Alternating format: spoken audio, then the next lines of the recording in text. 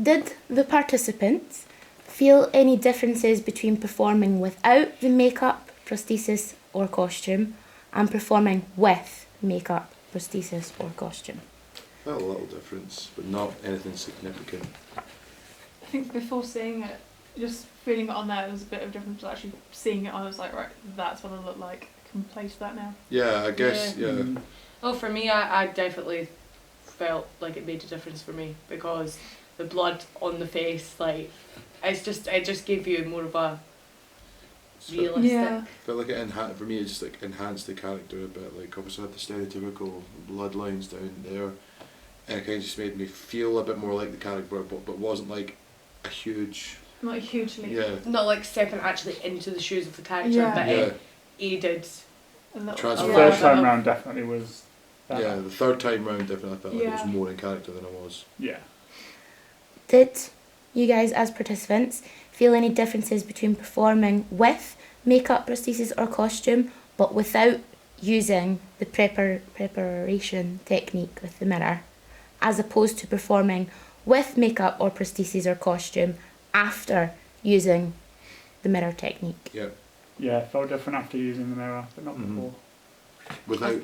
Yeah, I think because you could see yourself Yeah. as the character, and you were thinking. And you were taking time to take in your parents, what was changed, and then then- that just kind of said, right. I think my that's- performance was more natural. Yeah. Feel like, you know, like, because I'd been talking in the character with no pressure of learning, like, knowing lines, and got up there and went, this is who I am, and almost like remembering things about the character that are so important that it just felt so much Yeah. more natural. Yeah. Did the participants feel that they performed better in any stages, and if so, which stage? Definitely performed better in the third stage. Yeah. After like having a couple, there's like almost like the first two goals were like rehearsals, and then being able to like, write down that monologue-ish thing to kind of build your character even more, to then go to put you in a better mindset. It was kind of like you were stepping into the character, then doing the monologue we had prepared. It just definitely felt like I gave a better performance in Yeah, the I third think one. the monologue we prepared by ourselves like a stepping stone into getting into the mindset of the character we were playing and doing. Definitely, yeah. Yeah, definitely. Did the participants feel any benefit when using the preparation technique? Yes. Yes. That was good. I liked being able to almost see how it was going to look as well as an actor. Yeah. Like, what, like, did the blood, like, different facial expressions that were going to be different with the bloods and stuff like that. I think definitely. I feel like if this was a huge production, that it would be useful to do that kind of thing every day, get the makeup on, write something down, like a diary entry as a character, That's really interesting, actually. and then go on camera and do a scene. Or even if it's a stage production, doing it before you go on stage, or just preparing a little thing every day. Yeah. Well, it's like part of your costume, essentially. Yeah. Yeah. And we'll all admit that when we get to the dress rehearsal, everybody gets a lot more excited Yeah. Yeah, definitely. and Yeah, you everyone- feel like, oh, here I am, rather Yeah. than, oh, I'm playing this part and this is... Especially if you're acting against someone and you see them, you can believe a bit more. Yeah, like your imagination takes hold a bit more, so Yeah. yeah, I would definitely say it was very interesting. Final question. Would you as participants consider applying the preparation technique again in any future performances?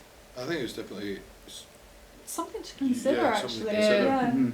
I think Use it especially for horror, I think that like Yeah. Yeah. is a good horror. way to go about it, because before you've got all your makeup on in rehearsal, it's difficult to believe that I'm going to have somebody else's blood on my face, Yeah. or you know, I'm older, or I'm sick, or any of that, like, and then it's there. Use it and- as a step towards characterisation and like say, this is how I want to play my character. And if you do look in the mirror, like your makeup on and write a diary, you can look back and see, right, so this has been happening each Then day that even I've with been doing period it. pieces as well, I think Yeah. that would be. I mean, I've got to admit, when I was doing like my little trailer Yeah. things, just having my hair in victory rolls made me feel a little bit more like when Yeah. the Yeah, time. it's not So- not you know, it's you are this person now. You are Mhm. that character. It's not you You playing live in someone. this You time, are yeah. that person. yeah, it's better. I think it's better than kind of like the idea of method acting where you're always the character. Yeah. I like because this is like a transition of you're yourself, you're in full makeup that, but then you have this transition period